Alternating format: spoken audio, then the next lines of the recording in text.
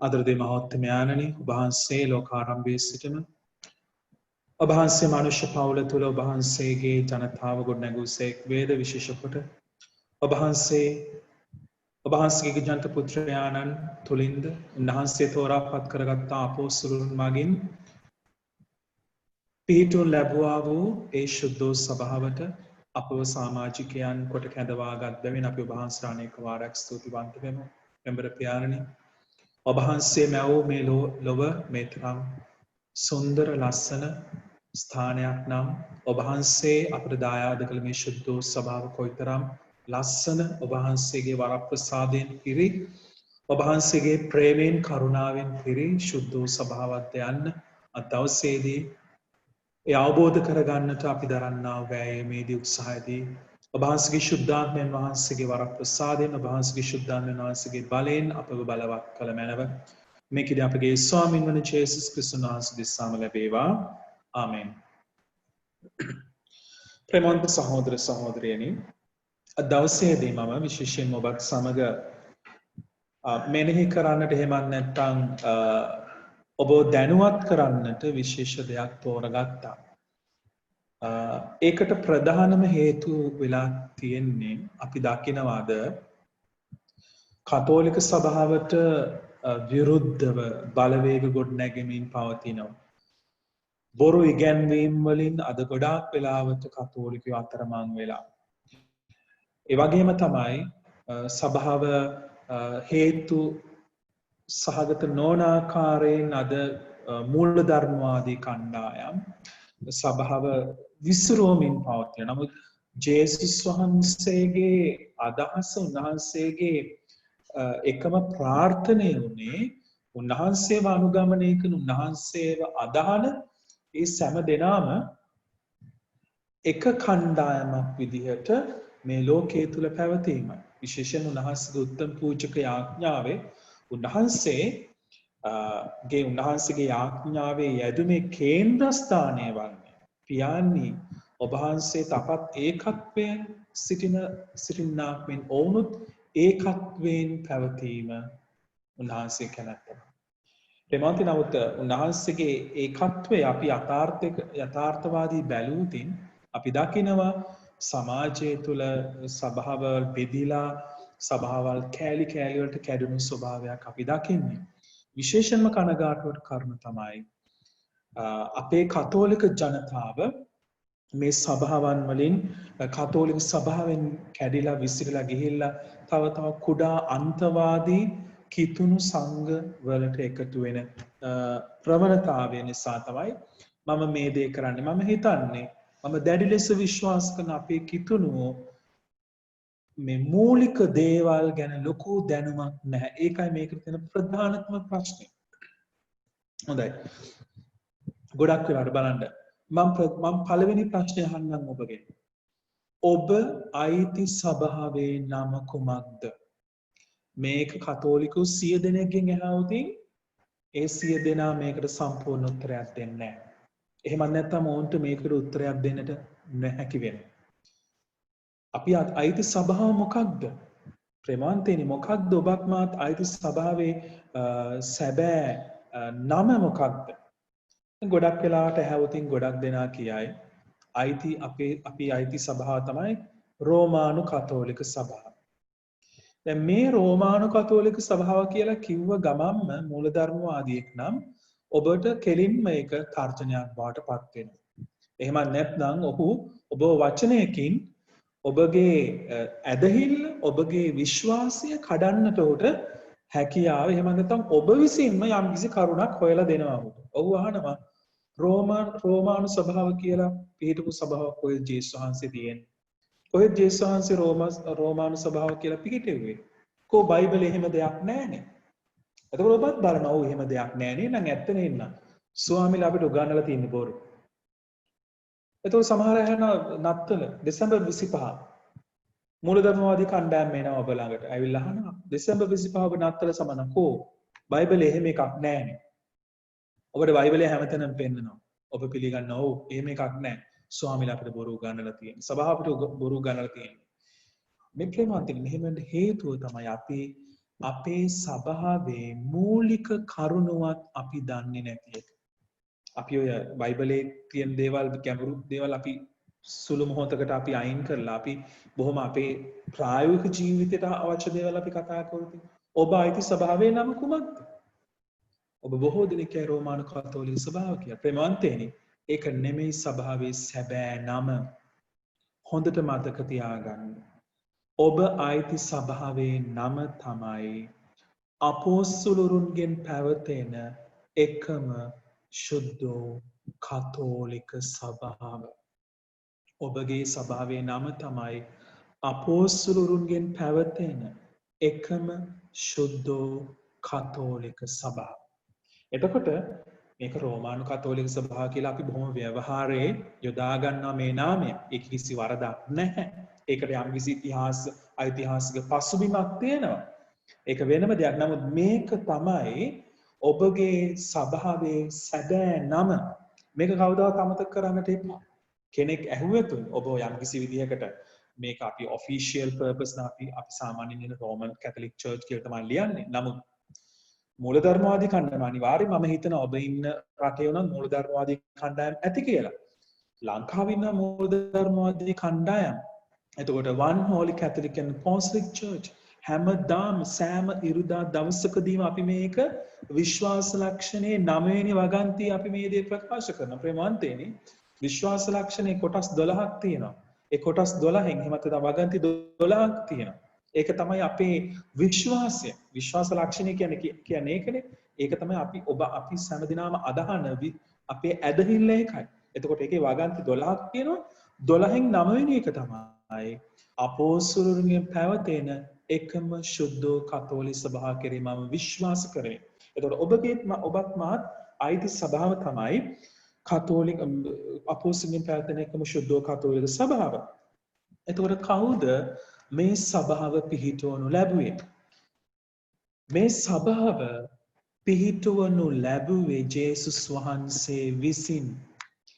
එතකොට ජේසුස් වහන්සේ විසින් පිහිටවන ලද වෙන කිසිම සභාවක් මේ ලෝකේ නැහැ. ඔබ ළඟට එයි මූලධර්මවාදී කණ්ඩායම්. හිතමු යොහෝවා විට්නස්ලා, born again, Foursquare මේ වගේ නානාවිධ මම හිතන්නේ ලෝකයේ ඇති මූලධර්මවාදී කණ්ඩායම් churches මම හිතන්නේ 2000 වර්ෂයේ වගේ කාලයකට සංගණනයකදී හොයාගත්තා. ලෝකේ ඉන්න එවැනි මූලධර්මවාදී සභාව 30000කට වඩා අධික ප්‍රමාණයක්. ඉතින් මේ අයගෙන් ඇහුවොත් ඔබගේ සභාව පිහිටවන්න ලැබුවේ කවුද? එයාට දෙන්න උත්තර නැහැ. එයාට කියන්න බෑ ජේසුස් වහන්සේ පිහිටුවා කියලා. මොකද එවැනි දෙයක් බයිබලයේ සඳහන් වෙලා නැහැ. මොකද මූලධර්මවාදී අපි ගතෙන් ක්‍රිස්තියන් ෆන්ඩමෙන්ටලිසම් කිතුණු මුල් ගන්නේ 19 වන සියවසේ අගභාගයේ සහ 20 වෙනි සියවසේ මුල් භාගයේ වගේ මේ පීරියඩ් එකේ තමයි මේ ක්‍රිස්තියානි මූලධර්මවාදී කණ්ඩායම් බිහි වුණේ. ඒ වෙද්දී සුද්ධ සභාව සෑහෙන පරිණත භාවයක් ලැබලා ඉවරයි. ඒ නිසා හොඳට මතක තියාගන්න ජේසුස් වහන්සේ තමයි මේ සභාව පිහිටෙව්වේ, වෙන කිසි කෙනෙක් නෙමෙයි. ජේසුස් වහන්සේ පිහිටවපු තවත් සභාවක් ලෝකේ කොහෙවත් නැහැ. ජේසුස් වහන්සේ පිහිටුම් ලැබුව සභාව තමයි අපෝස්තලයන් පැවැතෙන එකම ශුද්ධ කතෝලික සභාව. හරි, එතකොට මේක ආරම්භ වෙන්නේ උන්වහන්සේ මේ කතෝලික සභාව විදිහට මේක ආරම්භය අපි සනිටුහන් කරන උන්වහන්සේගේ උපත, උන්වහන්සේ අපෝස්තලරුන් කැඳවීම, උන්වහන්සේගේ මරණය, උන්වහන්සේගේ උත්ථානය, උන්වහන්සේගේ අහස් නැගීම, ඒ වගේම ශුද්ධාත්මාගමනය මේ කොටස් සභාවේ ආරම්භය ගැන කතා කරද්දී ඉතාමත් වැදගත් අභිරහස් සහ සන්ධිස්ථාන.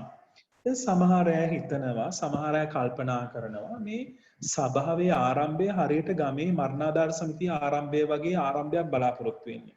ඒ කියන්නේ ජේසුස් වහන්සේ ආව ඇවිල්ලා ලේකම්තුමාවයි සභාපතිතුමාවයි බහන්ඩාගාරිකවයි පත් කළා. අන්න ඒ වගේ සභාවක් ගොඩනැගුණා කියලා ඒ විදිහට ගොඩනැගුණා කියන මතයක ඉන්න අය ඉන්නවා. නමුත් ප්‍රේමාන්තිනි සභාවේ ගොඩනැගීම සභාවේ ආරම්භය හරීම සංකීර්ණයි. ඒක මේ බොහොම පොඩි තැනකට ලඝු කරලා අපිට කතා කරන්න බෑ. ජේසුස් වහන්සේගේ උපත ගැන මම කතා කරද්දී මම එහෙම කතා කරන්න හේතුව තමයි අපි කියනවා සභාව සුද්ධ වූ සභාව. ඒතකොට සුද්ධවන්තකම අපිට කොහෙන්ද ලැබෙන්නේ? අපි පව්කරුවනේ. ඒ සුද්ධවන්තකම ලැබෙන්නේ ජේසුස් වහන්සේගෙන්. එතකොට උන්වහන්සේගේ උපතම සුද්ධවන්ත ඉපදීම. උන්වහන්සේ අපෝස්තලයන් කැඳවීම, උන්වහන්සේගේ මරණය, උන්වහන්සේගේ උත්ථානය ආස් නැගීම සහ ශුද්ධාත්මාගමනය. ඉතින් ප්‍රේමවන්තයනි ජේසුස් වහන්සේ තමයි මේ දේ පිහිටෙව්වේ. ඒ වගේම තමයි කොහෙද අපේ ආරම්භය? මොන ස්ථානයේද සුද්ධ ස්වභාව සංඝයක් විදියට ගොඩනැගෙන්නට පටන් ගත්තේ? ඒක ඉතාමත් වැදගත්. අපි රෝමානු කතෝලික වුණාට රෝමානු කතෝලික කියන වචනේ පාවිච්චි කළා රෝමානු කියන වචනේ පාවිච්චි කළාට හොඳට මතක තබාගත දේ තමයි සභාව මුල් කිතුණු සභාව බිහි වුණේ රෝමෙන් නෙමෙයි. මුල් කිතුණු සභාව බිහි වුණේ ජෙරුසලමේ. එතකොට ජෙරුසලම තමයි මව් සභාව. මොකද ජෙරුසලමේ තමයි අපෝස්තලයෝ සහ අනිකුත් ඒ කිතුණු සංඝය ගොඩනැගුණු ස්ථානය. ඊට පස්සේ කෙමෙන් අනිත් ස්ථානවලට රෝම අධිරාජ්‍ය පුරාට මේ විසිරෙන්නට පටන් ගත්තා. අනිත් වැදගත්ම දේ ඔබ මතක තබාගත් දේ තමයි සභාවේ සෑම දෙයක්ම පදනම් වුණු සෑම දෙයක්ම පදනම් වුණු ප්‍රධාන මූලාශ්‍ර දෙකක් තියෙනවා. හරි. ප්‍රධාන මූලාශ්‍ර දෙකක් තියෙනවා. ඔබ දිව්‍ය පූජාවට ගියත්, ඔබ සක්‍රමේන්තු ලැබුවත්, ඔබ යම්කිසි විදියකට සභාවේදී කරන ජනවන්දනාත්මක වත්පිළිවෙත් වලට ඒ සෑම දෙයකටම පදනමක් තිබෙනවා. ඒවා අපිට දායාදුණු මූලාශ්‍ර දෙකක් තිබෙනවා.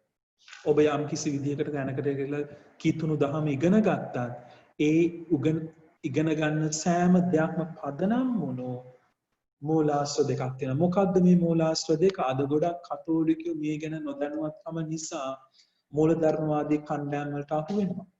ප්‍රේමාන්තෙන් හොඳට මතක තියාගන්න. ඒ මූලාශ්‍ර දෙක තමයි සුද්ධෝ ලියවිල්ල, sacred scripture, ඒ වගේම සුද්ධෝ සම්ප්‍රදාය, sacred tradition. මේ කරුණු දෙක, මේ මූලාශ්‍ර දෙක මත පිහිටලා තමයි සභාවේ සෑම ඉගැන්වීමක්ම වත්පිළිවෙත් මේ සෑම දෙයක්ම පදනම් වෙලා තියෙන්නේ මේ ඉගැන්වීම් දෙක තුලයි. ඒක හොඳට මතක තබා ගන්නට ඕන දෙයක්. එතකොට මේ මූලාශ්‍ර තියෙන්නේ කතෝලික සභාවට විතරයි. අනෙකුත් සභාවන් වලට තියෙන එක මූලාශ්‍රයයි සුද්ධෝ ලියවිල්ල පමණයි. ඒ ආයත sacred tradition කියලා දෙයක් නැහැ. දැන් ගොඩක් වෙලාවට දැන් බලන්නකො අපේ සමහර මූලධර්මවාදී කණ්ඩායම මේ sacred tradition කියන එක ප්‍රතික්ෂේප කරනවා. මොකද්ද sacred tradition කියන්නේ? ප්‍රේමාන්තේනි සුද්ධ බයිබලය කියලා කියන්නේ දෙවියන් වහන්සේ, ජේසුස් වහන්සේ ඒ කාල පරාසය තුළ දෙවියන් වහන්සේගේ අනුග්‍රහය තුළ සිදුවුණු සෑම දෙයක්ම බයිබලයේ නැහැ. හොඳම උදාහරණය තමයි ජුආම්තුමාගේ සුවිශේෂී අවසන් පරිච්ඡේදය කියවලා බලන්න. ජුආම්තුමාගේ සුවිශේෂී අවසන් වෙන ජේසුස් වහන්සේ කළ කී දෑ බොහෝමයි. ඒ සෑම දෙයක්ම එකින් එක ලියවුවොතින් ඒවත් තියාගන්න මේ ලෝකේ ඉඩක් මදිවන බව සුද්ධ ජුආම්තුමා පවසනවා. මේ හැම දෙයක්ම බයිබලයේ නැහැ. බයිබලේ නැති බොහෝ දේවල් තියෙනවා. එතකොට අපිව දැනගන්නේ කොහෙන්ද? ඒවා දැනගන්නට අපිට දීලා තියෙනවා උල්පතක්. අපිට ලොකු ආලෝකයක් එහෙම නැත්නම් අනාවරණයක් තියෙන මොකක්ද යනවා ශුද්ධාත්මයන් වහන්සේ. එතකොට ජේසුස් වහන්සේගේ අහස් නැගීමෙන් පස්සේ එතනින් එහාට මේ සභාවේ සෑම දෙයක්ම සිදු කිරීමට ඒක පාලනය කිරීමට ශුද්ධාත්මයන් වහන්සේට දානය කරනවා. ශුද්ධාත්මයන් වහන්සේ අපි අතරට එන්නේ. එතකොට ශුද්ධාත්මයන් වහන්සේ එතෙන් සිට සෑම දෙයක්ම අනාවරණය කරනවා. එතකොට ප්‍රේමවන්තයනි, එතකොට මේ sacred tradition එහෙම නැත්නම් සුද්ධ සම්ප්‍රදාය කියලා කියන්නේ ශුද්ධාත්මයන් වහන්සේ තුළින් අපි ලබන අනාවරණය. එතකොට මේ අපේ තියෙනවා සභාවේ තියෙනවා මේ මොන ටීචින් මැජිස්ටීරියම් කියලා එකක් තියෙනවා. ඒ කියන්නේ මේ ඉගැන්වීමේ අධිකාරියක් තිබෙනවා. දැන් අපි හිතන්න පුළුවන් පාප් වහන්සේ දැන් අද රැට මොනවා හරි හිතලා ඒ ගැන යම් කිසි තීරණයක් අරගෙන හෙට ඒ ගැන ලිපියක් ලියලා හෙට උදේට කොහේ හරි මීඩියා එකේ එහෙම එකක් වෙන්නේ නැහැ. සභාවේ ඉගැන්වීමක් ගත්තම අපි හිතමුකෝ ගබ්සාව හොඳයි. ගබ්සාව ගැන ඉගැන්වීමක් ගත්තාම ඒ ගබ්සාවේ තියෙන නරක මොකක්ද? ඇයි සභාවට ඇයි සභාවයකට විරුද්ධ? ඒක දේව මතයට විරුද්ධ වෙන්නේ ඇයි? ඒක දේව කැමැත්ත නොවන්නේ ඇයි? ඒක මිනිස්යාගේ ඩිග්නිටි එකට මිනිස්යාට අභියෝගයක් වෙන්නේ කොහොමද?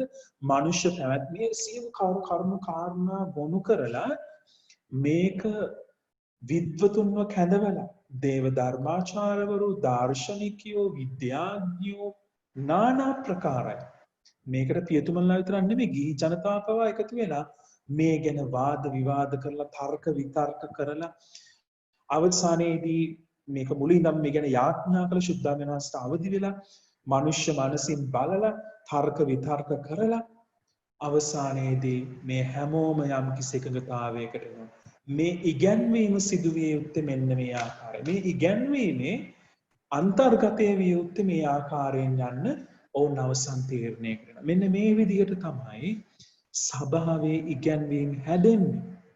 එතකොට මේ සෑම දෙයක්ම සුද්ධෝ ලියවිල්ලට අනුගතවයි. සුද්ධෝ ලියවිල්ලට අනුකූලව මේ සෑම තීන්දුව තීරණයක්ම සෑම ඉගැන්වීමක්ම පදනම් වෙන්නේ. එතකොට මම මේ කතා කරන්නේ sacred tradition එකේ කොටසක් විතරයි.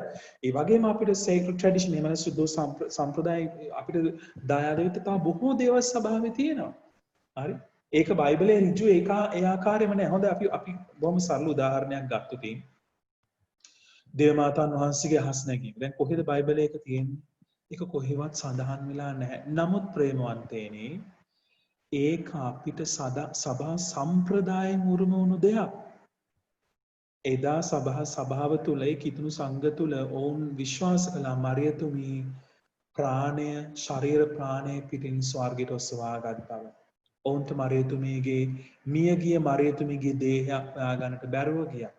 ඔවුන් ඒ නිසා ඒ දේ සමරන්නට පටන් ගත්තා. ඒ සැමරීම අපි දන්නවා එතකොට ඒ යම් කිසි කමියුනිටි එකක සමරද්දී ඒකට තවත් ඒකට හේතු සාධක ඕනේ. ඒ අය අත්දැකීමෙන්ම දන්නවා. ඒක සැමරීමක් බවට පත් කළා. ඒ සැමරීම ඊළඟ කිතුණු සංඝවලට ඔවුන් දායාද කළා. ඒක සැමරීමක් විදිහට අද වෙනකම් අපි අතට ඇවිල්ලා තියෙනවා. එතකොට මේක සභා සම්ප්‍රදායෙන් අපිට එන එකක්. ඒක සුද්ධෝ ලියවිල්ලේ ලියවිලා නැහැ කියලා ඒක කාටවත් ප්‍රතික්ෂේප කරන්නට බෑ. තව උදාහරණයක් ගත්තොත් පාද නමස්කාරය කියන්නේ. ඒක අපේ සභා සම්ප්‍රදායෙන් ලැබුණු දෙයක්. හරි? ඒ වගේ අපි ගත්ත සභා සම්ප්‍රදායේ අපිට ලැබුණු බොහෝ දේවල් තියෙනවා. ඒ නිසා අනිත් අයට තියෙන සෝලා ස්ක්‍රිප්ටූරා විසුද්ධෝ බයිබලයේ විතරයි. නමුත් ඔබටත් මටත් කතෝලිකයෝ විදිහට ඉගෙන ගන්න තියෙනවා බයිබලයේ වගේම දේ වචනේ වගේම සභා සම්ප්‍රදාය කියන්නේ ජේසුස් වහන්සේ අපෝස්තලයන් පත් කළා. අපෝස්තලයන්ගෙන් පැවතෙන ඉගැන්වීම ඊට පස්සේ සභා පියවරු සුද්ධෝත්තම පියවරු මේ අයගෙන් අපිට ලැබෙන ඉගැන්වීම තමයි සභා සම්ප්‍රදාය විදිහට අපි සලකන්නේ. හරි. එතකොට තවත් දෙයක් තමයි සභාව. මේ සභාව කියන දේත් හොඳට අපි අවබෝධ කරගත යුතු දෙයක්. එතකොට මේක ග්‍රීක වචනේ තමයි එක්ලේසියා. එක්ලේසියා. එක්කෙලෙයින් කියලා ග්‍රීක භාෂාවෙන් කියනවා. එක්ලේසියා කියලා කියන්නේ ලතින් භාෂාවෙන්. මේ අර්ථය තමයි කැඳවනු ලැබූ අය. මේක හැම වෙලාවෙම යොදාගත්තේ ආගමික අරමුණකින් එකතු වුණු ජනතාව හඳුන්වන්න තමයි එක්ලේසියා කියන පදේ යොදාගත්තේ. ඒ වගේම නව ගිවිසුම තුල කතෝලික කිතුණු සංඝ රැස්කර සංඝත් මේකට එක්ලේසියා යන නමින් හඳුන්වනු ලැබුවා. එතකොට මේකට දුන් තිබුණු අනිත් පදය තමයි ජර්මන් පදය තමයි චීර්කේ. චීර්කේ කියන වචනේ. එතකොට මේ චීර්කේ කියන එකෙන් තමයි චර්ච් කියන වචනය නිර්මාණය වෙලා තියෙන. එතකොට ඒකේ අදහස් වෙන්නේ ස්වාමින් වහන්සේට අයිති දේ චීර්කේ. හරි. සභා මුලින්ම දෙවියන් වහන්සේ පැතු සියල් එක දෙවියන් වහන්සේ සභාව දැන් මම කතා කරන්නේ කතෝලික සභාව ගැන නෙමෙයි දැන් මම කතා කරන්නේ සභාව කියන දේ. දැන් අපිට සභාව කියන දේ දෙවියන් වහන්සේ ලෝකාරම්භයේ සිටම තිබුණා. ඒ නිසා තමයි උන්වහන්සේ පවුලක් ගොඩනගලා ඒ පවුලෙන් තවත් පරම්පරාවල් ඇති කරලා ඒ පරම්පරාව තෝරාගත් ජනතාවට උන්වහන්සේ පිළිගත්. ඒ අයට උන්වහන්සේට පුද පූජා පවත්වන්නට ඒක රාජී වුණා. එතකොට සභාව කියන සංකල්පය දෙවියන් වහන්සේගෙන් ලැබුණු දෙයක්. දැන් අපි මේ කතෝලික සභාව කියන දේ අපි පටන් ගන්නේ නව ගිවිසුමේ නමුත් පුරාණ ගිවිසුමේ සභාව කතෝලික සභාව කියන දේ නෙමෙයි. සභාව එහෙම නැත්නම් දේව ජනතාව කියන සංකල්පය තිබුණා. එතකොට ඒ අය දෙවියන් වහන්සේ වන්දනාමාන කරන්නට එකට රැස් වුණා. මේකට තමයි කිව්වේ එක්ලේසියා. එහෙම නැත්නම් ජර්මන් භාෂාවෙන් කියුතින් කීර්චේ කියන වචනේ. එතකොට මේ අයගේ පර්පස් එක අරමුණේ දෙවියන් වහන්සේට වන්දනාමාන කිරීමයි. හරි එතකොට ඇත්තටම එක්ලේසියා චර්ච් කියලා කියන්නේ දැන් අවාසනාවකට චර්ච් කියන කිව්වම අපිට එකපාරටම ඔළුවට එන්නේ මේ බිල්ඩින් එක. නමුත් චර්ච් කියලා කියන්නේ සභාව කියලා කියන්නේ ඔබත් මම. පල්ලියේ තිබිලා වැඩක් නැහැ ඔබත් මමත් යාඥාව තුළ සාංගික වෙන්නේ නැත්තම්. හරි ඔබත් මාත් සාංගික වෙද්දි එතනයි සභාව තියෙන්නේ. එතකොට ඇත්තටම යථාර්ථයක් විදිහට ගත්තොත් අපි චර්ච් කියලා හඳුන්වන්නේ ප්‍රාදේශීය සභාව. ප්‍රාදේශීය සභාවක්. මම අදහස් කරන්නේ මේ අපේ තියෙන ප්‍රාදේශීය නගර සභා ප්‍රාදේශීය සභා කියන එක නෙමෙයි. ප්‍රාදේශීයව අපි ඒ කියන්නේ local communities. හරි? නැත්නම් ඒක වඩාත් ඔබට තේරෙයි. local communities කියන එක. ඒ කියන්නේ ඔබ ඉන්න දේශේ, ඔබ ඉන්න ප්‍රදේශයේ ඔබ එකට එකතු වෙනවා යාඥා. ඒක තමයි සභාව කියලා කියන්නේ. ඒකට බිල්ඩින් එක නෙමෙයි වැඩියෙන්ම වැදගත් වෙන්නේ. ඔබයි ඒකට වැදගත් වෙන්නේ. ඒ වගේ තමයි විශ්ව සභාව. මම මේක මේ විශ්වයත් ගැන කතා කරලා පැහැදිලි කරන්න. විශ්ව සභාව කියලා දෙයක් තියෙනවා. ඒ වගේම තමයි ගොඩනැගිල්ලත් අපි චර්ච් කියලා හඳුනනවා. එතකොට මේ ගොඩනැගිල්ල තරම් වැදගත් නැති දෙයක්ද? නෑ ප්‍රේමවන්තෙනි. වැදගත් වෙන්නේ සභාව තමයි. ඒ වුණාට කවදාවත් මේ චර්ච් එහෙම නැත්නම් පල්ලිය කියන ඒ ගොඩනැගිල්ල අපිට කවදාවත් ඒක මේ අපිට අවතක්සේරු කරන්න බෑ. ඒකේ ගොඩාක් අපි නොදකින දේවධාර්මික පැතිකඩක් තියෙනවා ප්‍රේමවන්තයනි. එතකොට මූලික වශයෙන්ම පල්ලියකින් කෙරෙන්නේ මොකක්ද? ඒතන තමයි උන්වහන්සේගේ විශ්වාසයේ පවුල එකතු වෙන තැන. හරි? එතකොට අපි පල්ලියක් දැක්කහම මොකක්ද අපිට හැඟෙන්නේ? දැන් ගොඩක් වෙලාවට අපිට පල්ලියක් දැක්කහම දැන් නම් අපිට සමහර වෙලාවට එහෙම ලොකු දෙයක් ඔලුවට යන්නේ නැති වෙන්නත් පුළුවන්. ඔබ පල්ලියක් දකිද්දි දේවස්ථානයක් දකිද්දි ඔබට සිහිපත් විය යුත්තේ මොකක්ද? දෙවියන් වහන්සේ අපි අතර ජීවමාන වැඩ සිටිනවා යන හැඟීම. ඒකයි පල්ලියකින් ඔබට දෙන පළවෙනි ඉඟිය. දෙවියන් වහන්සේ අපිත් එක්ක ජීවත් වෙනවා. අපි අතර වැඩ සිටිනවා. දැන් මම ජීවත් වෙන ප්‍රදේශයේ මීගම ප්‍රදේශයේ මට මතකයි අපේ පාසල පිහිටලා තිබුණේ පල්ලියට පිටිපස්සේ. එතකොට අපි ගොඩක් දූ දරුවෝ මේ පල්ලියේ පාසලට ගියේ දේවස්ථානයේ ප්‍රධාන ගේට්ටුවෙන් ඇතුල් වෙලා පල්ලිය වත්ත උඩින් තමයි පාසලට ගියේ. එතකොට පාසලට ගියේ දරුවන්ගේ 80ක් 90ක් විතර අනිවාර්යෙන්ම පල්ලියට ගිහිල්ලා එතනින් තමයි පාසලට ගියේ. ඒ වගේම මම මේ පිටිපන ප්‍රදේශය කියලා කියන්නේ දිහිවර ජනතාව ඉන්න ප්‍රදේශයක්.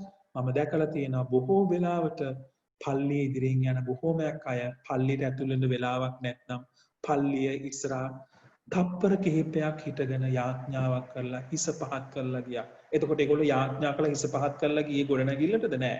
ඒ ආයත ඒ ගොඩනැගිල්ල මතක් කරලා දුන්නා. දෙවියන් වහන්සේ ඔබත් එක්ක ඉන්නවා. මට හොඳට මතකයි. දැන් මේක දකින්න ලැබෙන්නේ නැහැ. අපේ ප්‍රදේශයේ ඉස්සර මාළු අරගෙන ගියේ කාන්තාවන් කූඩවල මාළු දාලා හිසේ තියාගෙන තමයි මාළු වික්කේ. බොහෝ කාන්තාවන් පල්ලි ඉදිරියෙන් යද්දී මාළු කූඩේ බිමින් තියලා යාඥා කරන්න පුරුදු වෙලා හිටියා.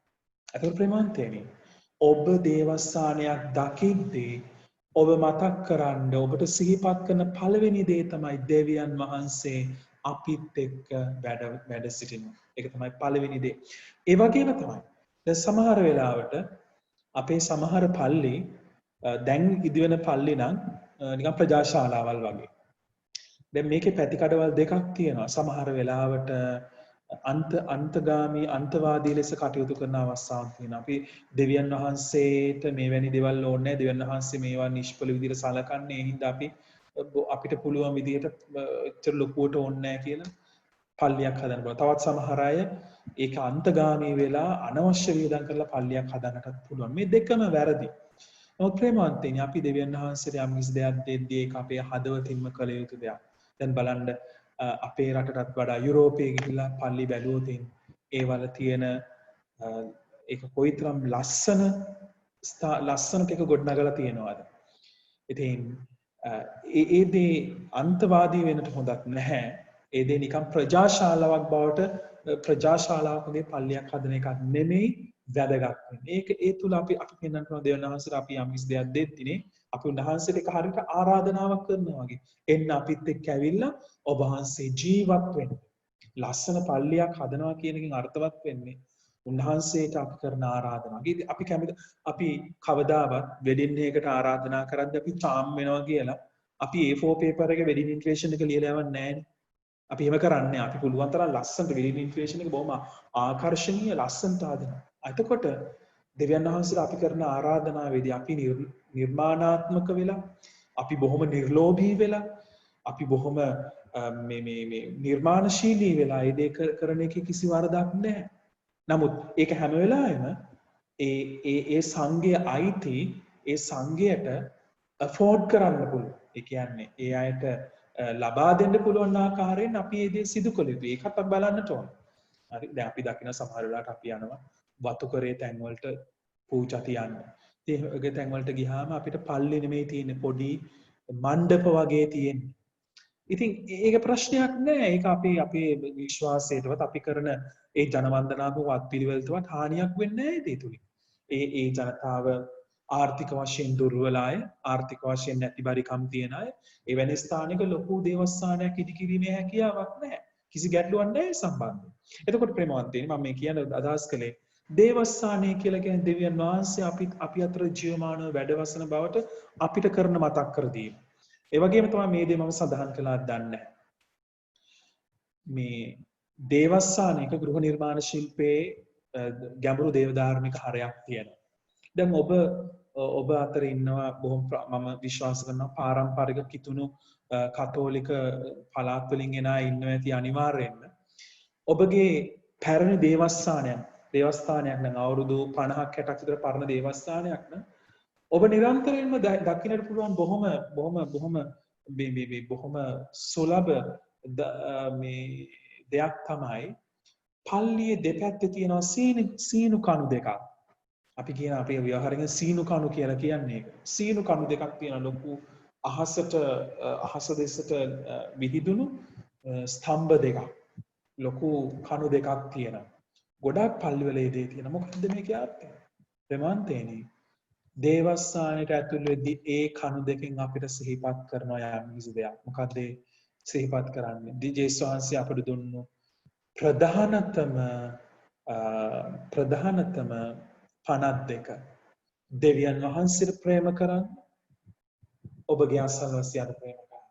එතකොට දේවස්ථානය කියලා කියන්නේ නිකන් ගොඩ නැගිල්ලක් නෙමෙයි. ඒකට දේවධාර්මික පැතිකඩක් තියෙන දේවධාර්මික හරයක් තියෙනවා. හරි.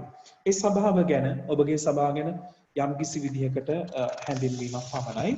දැන් මම බොහොමත් කෙටියෙන්ම මේකේ තියෙන ලක්ෂණ ගැන කතා කරන්න දැන් මම ලෑස්ති. ඒ කියන්නේ අපෝස්තලගෙන් පැවැතෙන එකම ශුද්ධෝ කතෝලික සභාව. හරි. අපි කියනවා මේ ලක්ෂණ හතරට ශුද්ධෝ ස්වභාවයේ සුලක්ෂණ කියලා. හතරක් තියෙනවා. ඒකත්වය, ශුද්ධත්වය, කතෝලිකත්වය, අපෝස්තලිකත්වය. හරි. ඒකත්වය යනුවෙන් අදහස් කරන්නේ මොකක්ද? ඔව්. ඒකත්වය යනුවෙන් අදහස් කරන්නේ ප්‍රේමවන්තයනි උන්වහන්සේ පිහිටුන් ලැබුවේ එක සභාවයි. උන්වහන්සේගේ මාංශගත වීම, මරණය, උත්ථානය තුළින් උන්වහන්සේ මේ ජනතාව එක පොදියක් එහෙම නැත්නම් එක සභාවක් බවට උන්වහන්සේ එක සභාවකට උන්වහන්සේ කැඳවනු ලැබුවා. උන්වහන්සේ කියනවා උන්වහන්සේගේ මරණය ගැන කියද්දි මනුෂ්‍ය පුත්‍රයාණන් පොළවෙන් ඔසවන ලැබූ කල සියල්ලන් උන්වහන්සේ වෙතට ඇද ගන්නවා. වෙන වෙන තැන් වලට නෙමෙයි. එක කේන්ද්‍රයකට උන්වහන්සේ ඇද ගන්නවා.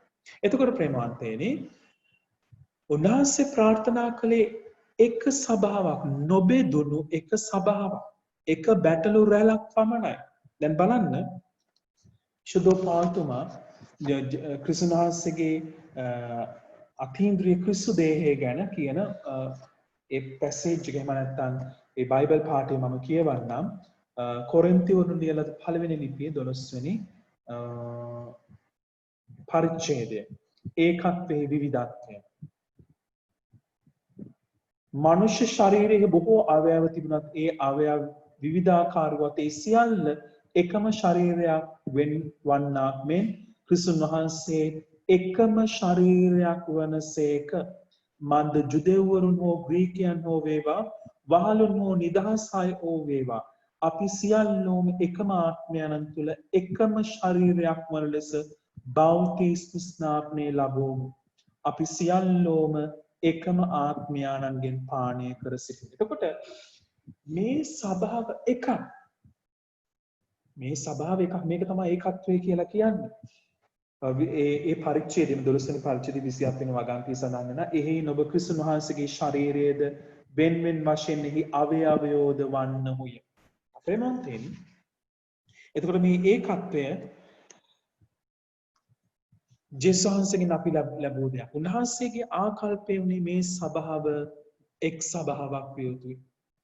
එක් තැනකට පොදි වුණු, එක ඉගැන්වීමක් තුළ ගමන් කරන, එක නායකත්වයක් තුළ ගමන් කරන, එක සහෝදර ප්‍රේමයකින්, සහෝදර බැම්මකින් බැඳුණු එක සභාවක් වීම උන්වහන්සේගේ ඒකායන ප්‍රාර්ථනය. එතකොට අපි මේ ඒකත්වය දැනගන්නේ කොහොමද? ප්‍රේමවන්තයනි, ඔබත් මාත් ප්‍රකාශ කරන විශ්වාසය අපි හැමෝම ප්‍රකාශ කරන්නේ එකම විශ්වාසය. කතෝලිකයෝ විදිහට ඔබ ලංකාවේ හිටියත්, අරාබියේ හිටියත්, ජපානයේ හිටියත්, ඉන්දියාවේ හිටියත්, පාකිස්තානයේ හිටියත්, චීනයේ හිටියත් ඔබයි මායි ප්‍රකාශ කරන විශ්වාසය එකයි. මම එක විශ්වාසයකුත්, ඉන්දියාවේ තව විශ්වාසයකුත් එහෙම නෙමෙයි. අපි හැමෝම ප්‍රකාශ කරන්නේ එකම විශ්වාසය.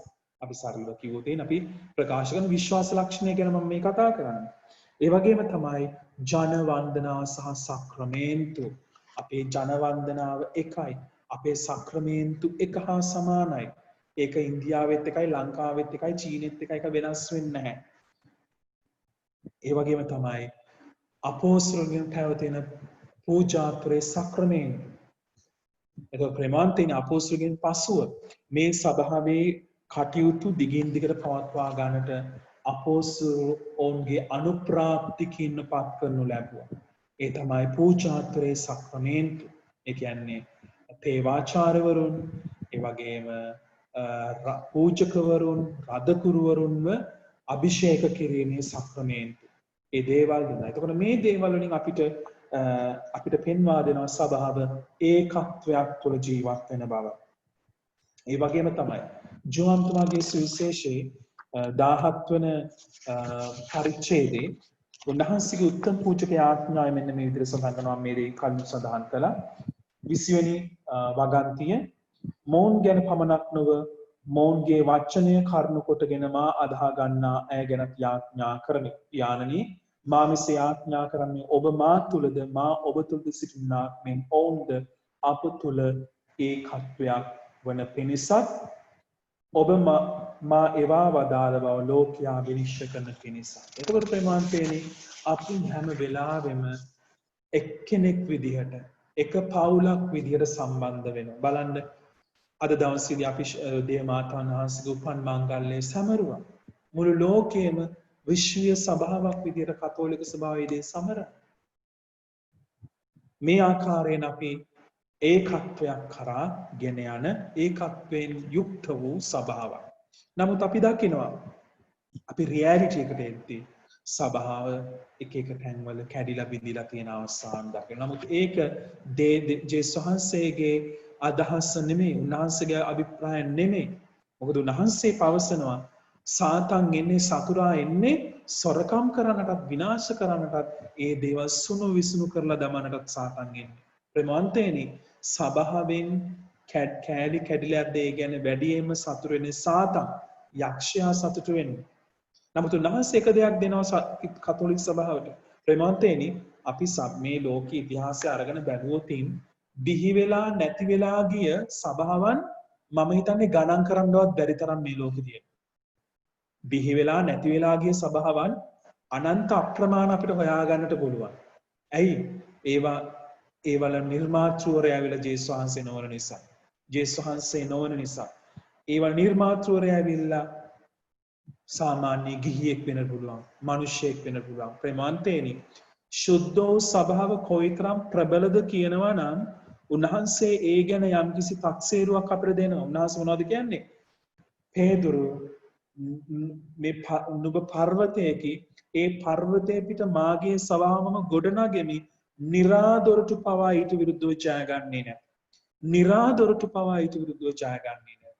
උන්වහන්සේ වෙන සභාවකට ඒ ඇෂුරන්ස්, ඒ සුරක්ෂිත භාවය ලබා දීලා නැහැ. ප්‍රේමවන්තනි, අපි අවුරුදු 2000ක් තිස්සේ පැවතීගෙන ඇවිල්ලා තියෙනවා. සභාවේ තියෙන අපි අතර තියෙන දුර්වලකම් නිසා, අපේ ජීවිතයේ පාපිෂ්ඨකම් නිසා සභාව ඇදවැටෙන අවස්ථාවන් තියෙනවා. සභාව අසාර්ථක වුණු තැන් තියෙනවා. නමුත් සමස්තයක් විදිහට අපි තාමත් අවුරුදු 2000කටත් වඩා අධික කාලයක් තිස්සේ අපි පැවතීගෙන එනවා. ඒකට හේතුව මේ අපි මනුෂ්‍ය දුර්වලකම්, අපි මනුෂ්‍ය නිසා නෙමෙයි. ඒක දෙවියන් වහන්සේ නිසා තාමත් මේ සභාව පැවතෙන්නේ. ඒ නිසා ප්‍රේමවන්තයනි, ඔබ අයිති සභාව සාතන්ටවත් විනාශ කරන්නට බැරි සභාවක් බව ජේසුස් වහන්සේ අද දවසේදී මතක් කරගන්න. එතකොට මේ සභාවේ දුර්වලකම් තියෙන්නට පුළුවන්. පියතුමන්ලාගේ දුර්වලකම් තියෙන්නට පුළුවන්. කන්‍යාසුරයන්ගේ දුර්වලකම් තියෙන්නට පුළුවන්. ඔබගේම සංඝයේ, ඔබගේම සහෝදර සහෝදරයන් අතර දුර්වලකම් තියෙන්නට පුළුවන්. ඒ තැන, ඒ සභාව අත්හැර දමලා යන්නට එපා. අදත් මම දැක්කා FB එකේ තියෙනවා යම් කිසි පියතුමෙක් ආමංගල්‍ය උත්සවයකදී ඒ පෝස්ට් එක දාලා තියෙන කෙනාගේ අම්මගේ ආමංගල්‍යෙදී බොඩි එක පල්ලි ඇතුළට ගත්තේ නැහැ කියලා ගොඩාක් ඇකියුස් කරලා පියතුමාට බැනලා සභාව ගැන කලකිරීමෙන් ඉන්නේ කියලා ලොකු පෝස්ට් එකක් දාලා තියෙනවා. ප්‍රේමවන්තයනි, ඒකක් තමයි ඒ පුද්ගලයා කියන දෙයක්. අපි දන්නේ නැහැ යථාර්ථය මොකක්ද කියලා. නමුත් මම කියන්න උත්සාහ කරන්නේ එවැනි දේවල් තුමත් සභාව දාලා යන්න එපා. ජේසුස් වහන්සේකට ලොකු බලයක් දීලා තියෙනවා. නිරාදොරටු පවා ඊට විරුද්ධව ජය ගන්නේ නැත. යක්ෂයාට බෑ කවදාවත්. යක්ෂයාට පුළුවන් පොඩි කෑලි කඩාගෙන යන්න. එක්කෙනෙක් දෙන්නෙක් කඩාගෙන ගිහිල්ලා පොඩි සභාවල් ඇති කරගන්න පුළුවන්. නමුත් යක්ෂයාට බෑ. ඒක සහ මුලින්ම පරාජය කරන්න යක්ෂයාට කවදාවත් උන්වහන්සේ ඉඩ දෙන්නේ නැහැ. ඒ නිසා සභාව ඒකත්වයෙන් බැඳිලා ඉන්නේ. සභාව විනාශ කරන්නට බෑ. අදවෙනි කාරණය තමයි ශුද්ධත්වය. හරි. දේවපුත්‍ර ක්‍රිස්තුන් වහන්සේ පියාණන් හා ශුද්ධාත්මයන් සමග ශුද්ධෝ ස්වභාවක සිය මනාලියමෙන් ආදරය කරන නිසා, ඇය ශුද්ධවත් කිරීම සඳහා තමන් මුළුමනින් පූජා කරන නිසා, තම ශරීරයෙන් තමන් වහන්සේ ඒකාබද්ධ කරගෙන ශුද්ධාත්ම දීමනාවලින් ඇය පුරවාල නිසා එය ශුද්ධවන්ත සභාවක්. හරි. එතකොට ප්‍රේමවන්තයනි, සභාව ශුද්ධවන්ත වෙලා තියෙන්නේ ශුද්ධ ත්‍රිත්වය නිසා. පියාණන් වහන්සේත් පුත්‍රයන් වහන්සේත් මේ මනාලියට, ශුද්ධ ස්වභාව නැති මනාලියට ශුද්ධාත්මයන් වහන්සේ තුලින් ප්‍රේම කරනවා. ඒ විතරක් නෙමෙයි, ජේසුස් වහන්සේ මේ මනාලියව පාරිශුද්ධවත් කළා උන්වහන්සේගේ ජීවිත පූජාවෙන්. එතකොට මේ ශුද්ධවන්තකම, මේ මම එකයි කිව්වේ සභාව ගැන කතා කරද්දි මේක හරි සංකීර්ණයි. සමහර දේවල් එකහෙලාම අපිට තේරුම් ගැනීමේ බාධාවක් නැති වෙන්නට පුළුවන්. දුෂ්කරතාවයක් නැති වෙන්නට පුළුවන්. එතකොට මේ ශුද්ධවන්තකම, මේ සභාව කියන ශුද්ධවන්තකම පරිපූර්ණ වූ ශුද්ධවන්තකමක් නෙමෙයි.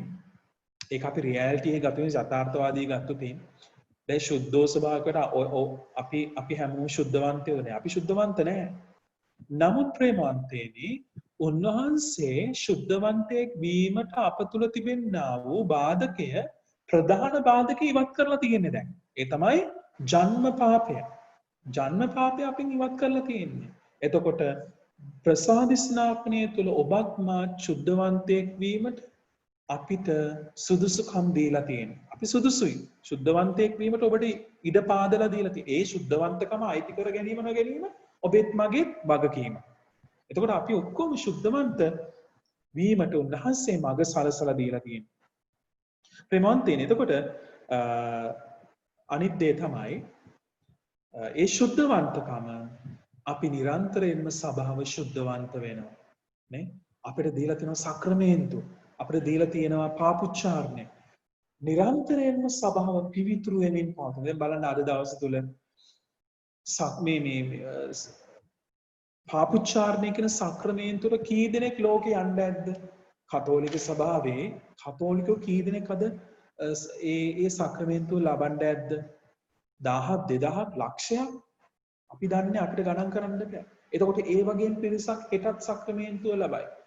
හැමදාම මේ සක්‍රමේන්තුව ලබන. එතකොට අපි නොදැනුවත්ම සභාව මේ ශුද්ධවන්තකමට හැමදාම හැම දවසකම හැම මොහොතකම එළඹෙනවා.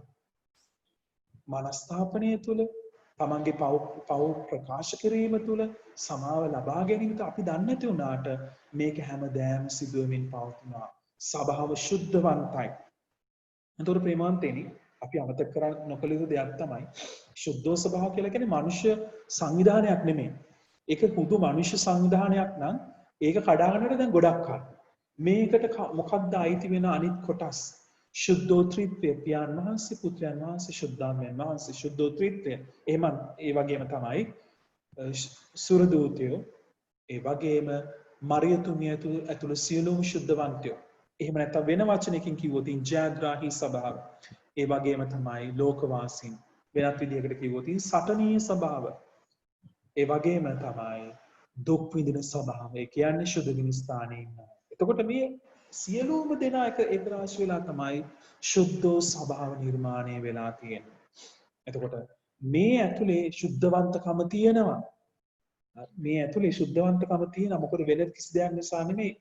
ජයග්‍රාහී සභාව නිසා පියාණන් වහන්සේ පුත්‍රයන් වහන්සේ ශුද්ධාත්මයන් වහන්සේ මරියතුමිය ඇතුළු සියලුම ශුද්ධවන්තයෝ සහ සුරදූතයෝ මේ අය නිසා සභාව ශුද්ධවන්තයි. ඒ වගේම තමයි අපි නිරන්තරයෙන්ම අර තිරිඟු සහ කිරිඳි උපමාය වගේ අපි සටනක ඉන්නේ. ප්‍රේමවන්තයනි සභාවේ සමාජිකත්වයේ ලැබීමෙන් අපි යම් කිසි දෙයක් ප්‍රකාශ කරනවා. ඒ තමයි අපි පාපයට විරුද්ධව සටන් කරන ජනතාව.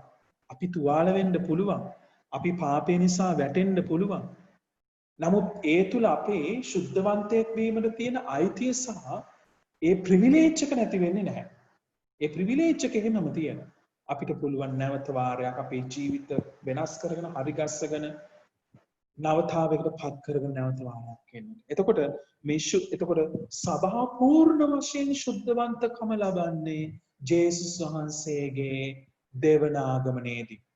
හරි අපි දැන් මේ ශුද්ධවන්තකම ලැබීමේ යම්කිසි ගමනක යමින් ඉන්නේ. ඒ තුළ ශුද්ධවන්තකම තියෙනවා. නමුත් ශුද්ධවන්තකම මුලින් කිව්වා වගේ පූර්ණත්වයට පැමිණෙලා නැහැ. හරි. එතකොට අපි ඒකත්වය ගැන කතා කරා, ශුද්ධත්වය ගැන කතා කරා. දැන් ඊළඟට කතා කරනවානේ අපේ සභාව අපෝසින් පැවැතෙන එකම ශුද්ධෝ කතෝලික. අපි හැමදාම කියන කතෝලික කියලා මං හිතන්නේ කතෝලික කියන දේ ප්‍රශ්නේ හැවති. මොකද්ද කතෝලික කියන්නේ? අපි කවුරුත් දන්නේ. ප්‍රධාන වර්ධ පූජකයාගේ අතේ තියෙන. අපි ඒක කියලා දීලා නෑ මිනිස්සුන්ට. ඒකයි තියෙන ගැටලුව. කතෝලිකෝස් කියලා කියන්නේ යුනිවර්සල් විශ්වීයයි. සභාව විශ්වීයයි. නේ? සභාව විශ්වීයයි. දැන් සභාවේ විශ්වීය භාවය අපිට බයිබලයේ තුල ගෙනහැර දක්වනවා. නාසය කියනවා අබෑටය බීජාතරින් ඊටමත් කුඩා බීජය වුණත් එය පොළවේ වැටි වර්ධනය වූ කල අතුපතර විහිදී විවිධාකාර කුරුල්ලන්ට ඒ තුල සෙවණ ලැබෙනවා. ප්‍රේමවන්තයනි. එතකොට සභාවත් හරියට පටන් ගත්තේ ජෙරුසලමේ. මේ ඊශ්‍රායල් දේශයේ ජෙරුසලම ඊශ්‍රායලේ ගිහලා හොයාගන්නත් බෑ මේ මැප් එකේ හොයන්නත් බෑ. ඒතකොට ජෙරුසලම ඊටත් වඩා පොඩිනේ. හොයාගන්න බෑ. තාමත් කුඩා තැනකින් ආරම්භ වෙලා දැන් මුළු ලෝකෙම පැතිරිලා ගිහිල්ලා හරියට විශාල වෘක්ෂයක් වගේ. ඒක ඇතුලේ ඉන්නවා සිංහලෙන් කතා කරන, ඉංග්‍රීසියෙන් කතා කරන, ද්‍රවිඩෙන් කතා කරන, ලතින් භාෂාවෙන් කතා කරන, ස්පාඤ්ඤ භාෂාවෙන් කතා කරන, මලයාලම් භාෂාවෙන් කතා කරන ඇත් ඉන්නවා, සුදු ඇත් ඉන්නවා, කළු ඇත් ඉන්නවා, ගෑනුත් ඉන්නවා, පිරිමිත් ඉන්නවා, තුප්පත් ඇත් ඉන්නවා, පොහොසත් ඇත් ඉන්නවා. මේ හැම තැනම විසිරලා ගිහිල්ලා සබාව විශ්වීයයි. එතකොට ප්‍රේමවන්ත සහෝදර සහෝදරියනි මේ සභාවේ විශ්වීය ගැන විශ්වත්වය ගැන කතා කරද්දී අපි ඒක සුළුවෙන් අර්ථ දැක්වීම වැරදි. ඒක බොහොම මේ ගැඹුරු අර්ථයක් තියෙන එකක් විශ්වීයයි කියලා ගත්තාම. ඔව් එතකොට මේ සභාව විශ්වීය සභාවේ සංකල්පයේ ජේසුස් වහන්සේ කිව්වනේ. ඒක පළවෙනි එක උදාහරණය තමයි මම කිව්වා අබෑටේ පිළිබඳ උපමාව. තව දෙයක් තමයි උන්වහන්සේ කියනවා හරියට දේව රාජ්‍ය වනාහි මුහුදේ හෙළනු ලැබූ සියලුම වසුන් අල්ලගන්න දැලකට සමානයි. එතකොට උන්වහන්සේ එදා ඉඳන්ම උන්වහන්සේගේ ආකල්පය තුන මේ සුද්ධෝ ස්වභාවට සකල විද ජාතීන් ඇතුල් වෙන්නට ඕන කියන දේ උන්වහන්සේගේ මනසේ තිබුණා. උන්වහන්සේ ඒක අදිෂ්ඨාන කළා. එතකොට සභාවට මේ හැම දෙනාම එකතු විය යුතුයි. හරි. එතකොට තව පැතිකඩක් තියෙනවා මේ විශ්වීය සභාවේ. එතකොට සමහර අය අහන්න පුළුවන් අපි අනිත් අය ගැන මොනවද හිතන්නේ? ජේසුව අදහන අනිත් අය රෙමොන්තේනේ. අපි සමහර අය අනිත් දේ තමයි කතෝලික සහ ක්‍රිස්තියානි කියන එකත් මම විග්‍රහ කරන්නම් මෙතනදීම. ජේසුව අදහන ඕනෑම කෙනෙක් ක්‍රිස්තියානි. ඕනෑම කෙනෙක් ක්‍රිස්තියානි කියලා අපිට හඳුන්වන්න බෑ. අපි ක්‍රිස්තියානි. නමුත් අපි අනිත් අයගෙන් වෙනස් වෙන තැන තමයි අපි කතෝලික වෙන්නේ අපි ජේසුස් වහන්සේ විසින් පිහිටවනු ලැබූ මුල් කිතුණු සංඝයට අපි අයත් වෙන නිසා. එතකොට අනිත් ක්‍රිස්තියානි හැමෝ සෑම දෙනාම අයිති වෙන්නේ බෙදී ගිය කිතුණු සංඝවලට ක්‍රිස්තියානි සංඝවලට අයිති අය විදියට. එතකොට ක්‍රිස්තියානි කිව්වම කතෝලිකය ක්‍රිස්තියානි ඔක්කොම එකට අයිති වෙනවා. මොකද ජේසුව අදහන ජේසුගේ ගැලවීමේ මාර්ගය පිළිගන්න ඕනෑම කෙනෙක් ක්‍රිස්තියානියෙක් විදිහට හඳුන්වන්න පුළුවන්. හරි? එතකොට අපි කතෝලික වෙන්නේ අපේ මුල් කිතුණු සංඝය නිසා. අපි තමයි ජේසුස් වහන්සේ බිහි කළ පළවෙනි සභාව, පළවෙනි සහ එකම සභාව නිසා අපි. එතකොට අපි ඒ අය ගැන සලකන්නේ කොහොමද? ප්‍රේමවන්තයනි, අනිකුත් ජේසුව අදහන අය අපේ මේ නිල ව්‍යුහය තුළ සමාජිකයන් නොවුනට අපි ඒ ගැන හැම වෙලාවෙම අපේ සහෝදරයෝ විදිහට හිතන්නේ. මේ විශ්වී මම මේ කතා කරන කතෝලිකත්වයේ තියෙන එක පැතිකඩක් ගැනයි මම ඔබට කියලා දෙන්නේ. මේක මම දන්නේ අපිට කොයිතරම් තේරෙයිද කියලා. දැන් අපි කතෝලික ඒ වගේ හිතමුකෝ ඔබත් එක්ක ආශ්‍රය කරනවා එංගලන්ත සභාවේ සහෝදරයෙක්. එහෙම නැත්නම් පෙන්තකොස් සභාවේ සහෝදරයෙක්. ඔහුත් පිළිගන්නේ ජේසුවම තමයි. ඔහු නිල නොවන සමාජිකයෙක් වුණත් සභාව ඒ අය හැම වෙලාවෙම සහෝදරයන් විදිහට සලකනවා. අපි කවදාවත් එයා ඉවතලන්නේ. අපි අතර තියෙන පුළුවන් මත ගැටුම්. විශේෂයෙන්ම අපි අතර තියෙන මත ගැටුම තමයි ප්‍රේමවන්තේනි සක්‍රමේන්තු. දැන් සභාවේ තියෙනවා සභාවේ ගොඩක් වෙලාවට මේ අනිකුත් කිතුණුවන් සමග අපි මත ගැටුම් ඇති කරගන්නේ වාද විවාද ඇති කරගන්නේ බයිබලය ගැන නෙමෙයි ගොඩක් වෙලාවට. අපි ගැඹුරට යද්දි බයිබලයේ මේ අපි සේක්‍රඩ් තියොලොජි ගත්තොත් ඒක ගොඩක් වෙලාවට අපිට එකට ඉඳගෙන කතා බහ කරලා ඉන්න පුළුවන්. නමුත් අපි මේ බෙදෙන තැන් තමයි අපි කියන ඩොග්මැටික් තියොලොජි කියන එක. එහෙම නැත්නම් මේ සක්‍රමේන්තුක දේව දර්ශනය. සක්‍රමේන්තු වල තියෙන දේව දර්ශනය තමයි අපි මේ විවිධාකාර ගැටුම් ඇති කරගන්න. ඒ කෙසේ වෙතත් අපේ හැම දෙයක් තුළම අපි ඒ අය පිළිගන්නවා අපේ සහෝදරයෝ විදිහට. අපි ඒ කවදාවත් ඒ අය ප්‍රතික්ෂේප කරන්නේ නැහැ. මොකද ඒ අයත් ගැලුම්කරුවා විදිහට පිළිගන්නේ ජේසුව, අපිත් ගැලුම්කරුවා විදිහට පිළිගන්නේ ජේසුස් වහන්සේවත්. අනිත් දේ තමයි. ඔව්. එතකොට මම මෙතෙන්දී පොඩි දෙයක් ඔබට මතක් කරන්න කැමතියි. සභාව බෙදීම් වලට ලක් වුණා. ඒ තමයි පෙරදිග සභා බෙදීම් සහ පෙරදිග සභා බෙදීම් විදිහට. ඉස්සල්ලම සිදුනේ පෙරදිග සභා බෙදීම. ඒ කියන්නේ රෝම සභාවත් ඕර්තොඩොක්ස් සභාවත් දෙකට බෙදුණා. හරි. ඒ පළවෙනි බෙදීම. ඒකෙන් තමයි සභාව බෙදලා ගිය පළවෙනි අවස්ථාව. ඒක සභාවට බොහොම වේදනාත්මක බෙදීමක්. නමුත් ප්‍රේමවන්තයනි අදත් මේ අපි අපේ සභාව අපි නම් කරනවානේ මේක තමයි නියම නම. අපොස්තලයන් පැවැත්වෙන එකම ශුද්ධ කතෝලික සභාව. ඒකට අපි ව්‍යවහාරය යොදා ගන්නවා රෝමානු කතෝලික සභාව විදියට. එහෙම නැත්නම් අපි තවත් විදිහට කියන එක තමයි ලතින් සභාව කියලාත් අපි කියනවා. මොකද රෝමේ එදා පැවති නිල භාෂාව තමයි ලතින් භාෂාව. එතකොට සභාවේ වත්පිළිවෙත් සිදුන්නේ ලතින් භාෂාවෙන්. එතකොට මේක ලතින් සභාව විදියට සැලකුවා. එතකොට එහෙම නැත්නම් අපි කියන මේකට වෙස්ටර්න් චර්ච් කියලා කියනවා. ඒ වගේම තමයි ප්‍රේමවන්තයනි අනිත් බෙදිලා ගිය ඕර්තොඩොක්ස් චර්ච් එක. ඒ කියන්නේ ග්‍රීක සභාව. ග්‍රීක සභාව ඒ අයගේ ග්‍රීක ඕර්තොඩොක්ස් සභාව. එතකොට මේ විදිහට තමයි සභාව බෙදුනේ. එතකොට අදටත් අපි සභාවන් දෙකක් විදිහට පැති දෙකකටත් අපි ගොඩක් වෙලාට අපේ සිතුම් පැතුම් ගොඩක් සමානයි. ඒගොල්ලෝ අපේ සහෝදරයෝ අපි තාමත් පිළිගන්නවා. ඒ වගේම තමයි ප්‍රේමන්තේනේ. දැන් මරියතුමියගේ මරිය බැතිය ගත්තොත් ග්‍රීක ඕර්තොඩොක්ස් සභාව අපිටත් වඩා මරියතුමිය දැඩි ලෙස අදහන සභාව. හරි. ඒ ගැන අපිට මෙතන කතා කරන්න වෙලාවක් නැහැ.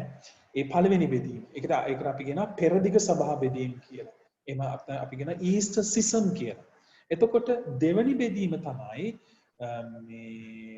අපි කියන මාටින් ලූතර් ඒ වගේම කැල්වින් ස්වින්ග්ලි මේ වගේ අය බෙදා නැවත වාරයක් සභාව බෙදෙනවා ප්‍රොටෙස්ටන්ත සභාව. එහෙම නැත්නම් අපෙරදිග සභා බෙදීම විදිහට මේක නැවත වාරයක් මේක අපිට කියනවා වෙස්ටර්න් සිසම් කියලා අපි සඳහන් කරනවා.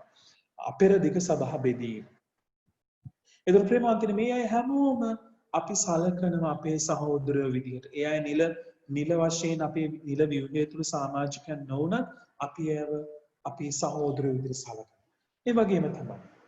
ඇයි අපේ ආකල්පය මොකක්ද ජුදා සමාජය ගැන ජුදා ආගම ගැන ප්‍රේමවන්තනි අපිට කවදාවත් ජුදෙවරුන් ආක දමන්නට බෑ. සභාව හැම වෙලාවෙම ඒ අය දිහා සහෝදරත්වයේ දෑත දිගු කරගෙන ඉන්න එකට හේතුව තමයි සභාව. මම මුලින්ම කිව්වනේ දෙවියන් වහන්සේගේ මනසේ සභාව කියන සංකල්පය තිබුණා. එතකොට සභාව ඉස්සෙල්ලාම පිහිටුම් ලැබුවේ ජුදා ජනතාව අතර, ඊශ්‍රායල් ජනතාව අතර. ඒ අය තමයි තෝරාගත් ජනතාව. ඒ අයගේ තමයි දිවැසිවරු බිහි වුණේ, ආදිපිතෘවරු බිහි වුණේ.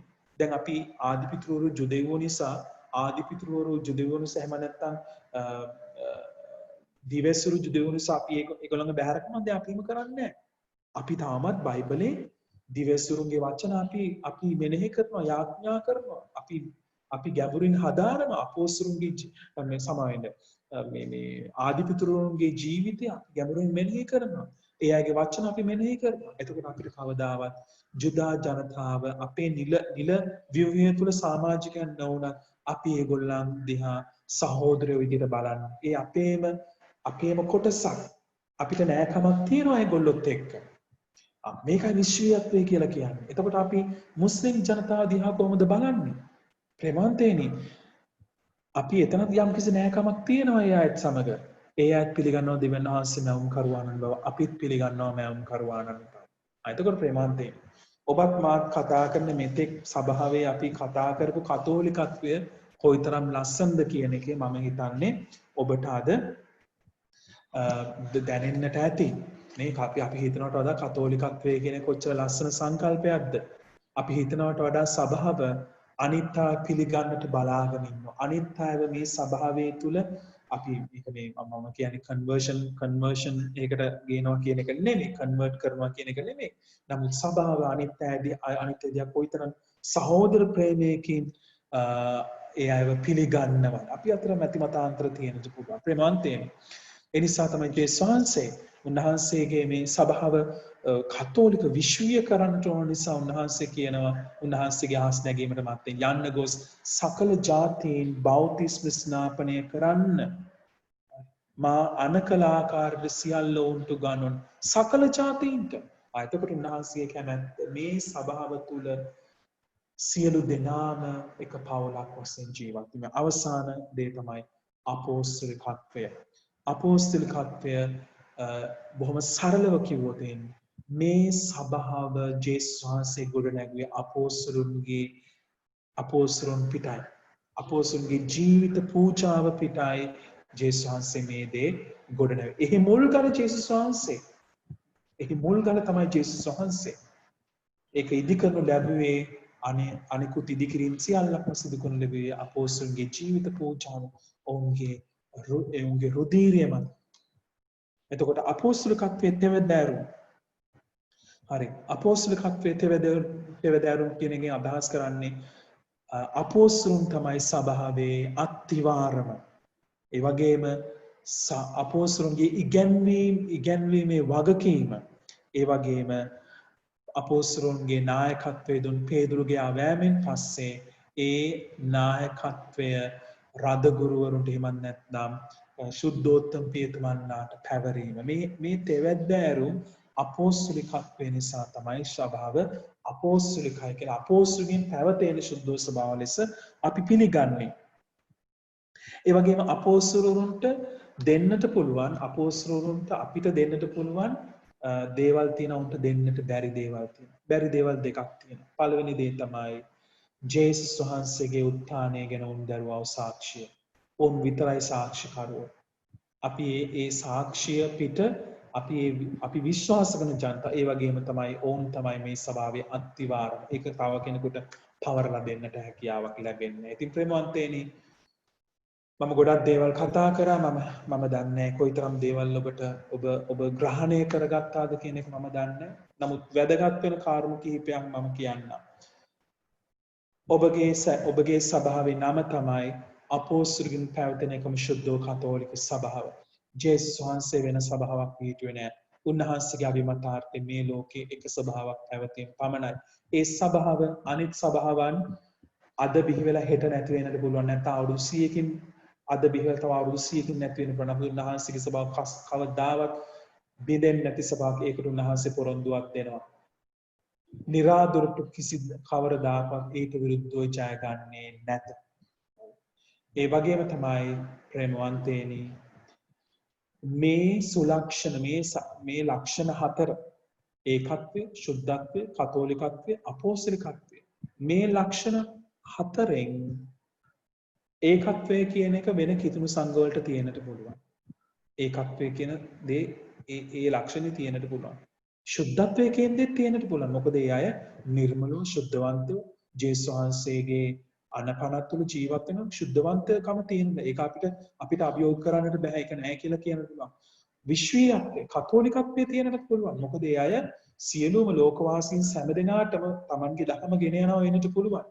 ඒක අපිට නැහැ කියලා කියන්න බෑ. නමුත් ප්‍රේමවන්තනි ඒගොල්ලන්ට කවදාවත් අපෝස්තලිකත්වයක් තිබෙන්නට බෑ. මොකද අපෝස්තලවරු ගොඩනගු සභාව විතරයි ශුද්ධ කතෝලික සභාව. ඕන් කවදාවත් born again වත් යොහෝවා විට්නස් ලවත් ෆෝස් කොයවත් එහෙමත් නැත්නම් වෙන මුරටැඹවත් මේ කිසි දෙයක් ඔවුන් ස්ථාපිත කළේ නැහැ. ඔවුන් ස්ථාපිත කළේ ජෙරුසලමෙන් ආරම්භ වී රෝමයේ ව්‍යාප්ත වුණ රෝමෙන් අනිකුත් රටවල් වලට ගිය කතෝලික සභාව පමණයි. ඉතින් ප්‍රේමවන්ත සහෝදරවරුනි සභාව තුළ අපිට තව බොහෝ දේවල් කතා කරන්නට පුළුවන්. සභාව හරි ලස්සනයි. මම ඒකයි කිව්වේ යාඥාවේ දෙවියන් වහන්සේ මවපු ලෝකයේ මෙච්චර ලස්සන නම් උන්වහන්සේගේ සභාව තව කොයිතරම් ලස්සන විය යුතුද? හරි ඒ නිසා සභාවට ආදරය කරන්න, සභාව ගැන වැඩි වැඩියෙන් දැනගන්න. හොඳට මතක තියාගන්න මට එක කරුණක් අමතක වුණා. ඔබගේ ඉගැන්වීම් පටු වෙලා තියෙන්නේ, කොටු වෙලා තියෙන්නේ බයිබලයට විතරක් නෙමෙයි. ඔබගේ ඉගැන්වීමට මූලාශ්‍ර වෙලා තියෙන ශුද්ධ බයිබලය, ඒ වගේම ශුද්ධ සභා සම්ප්‍රදාය. ශුද්ධ සම්ප්‍රදාය. ඒ නිසා ඒ දේ අමතක කරන්න එපා. මූලධර්මවාදී කණ්ඩායම් වලට අහු වෙන්නට එපා. ඒ අය සාතන්ගේ නියෝජිතයෝ මේ සභාව ભેද බින්න කරලා සුණු විසුණු කරලා කඩා බිඳ දමන්නට ආව අයයි ඒ අය. ඒ නිසා ભેදයට අසු වෙන්නට එපා. ශුද්ධාත්ම වහන්සේ තුල වඩාත් මේ බයිබලය ගැන හැදෑරීම් කරමින් සභා සම්ප්‍රදාය ගැන ඉගෙන ගනිමින් මේ සභාවට ආදරය කරන්න. ඔබ මේ සභාව ගැන දැනගන්න ඔබ මේ සභාවට ආදරය කරන්න පටන් ගන්න. ඉතින් ඒකයි මගේ ප්‍රාර්ථනාව. ඉතින් පැයක කාලයක් පුරාවටම මගේ මේ පැහැදිලි කිරීම ආසාගෙන සිටි ඔබ සැමටම ස්තුතියි. මේක යම්කිසි විදිහකට ඉගැන්වීමක් නිසා ඔබට නීරස වුණා නම් ඒ ගැන මම සමාවෙල්ලා සිටිනවා. ඉතින් තවත් දවසකින් ඔබත් එක්ක යම්කිසි බෙදා ගැනීමක් කිරීමේ අදහසින් අරමුණින් මම අදට ඔබගෙන් සමුගන්නවා. අපි අවසන් කොට යාඥාවක් කියමු.